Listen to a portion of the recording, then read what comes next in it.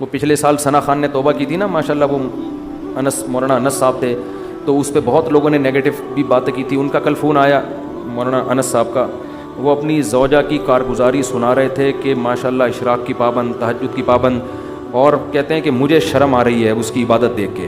یہ انہوں نے مجھے کہا کہ یہ آپ لوگوں کو بتا دیں کیونکہ لوگوں نے اس کے بارے میں نیگیٹیوٹی بہت زیادہ پھیلائی ہے. اب دیکھو اگر مفتی انس شروع ہی دن سے اس پہ ڈنڈا لے کے کھڑا ہو جاتا، انسان کی بچی بن جا تو یہ انقلاب ان کا کوئی فاؤنڈیشن بھی ہے، ٹرسٹ بھی ہے جس میں وہ غریبوں کے ساتھ مدد کر رہی ہے، تو پھر یہ نہ ہوتا.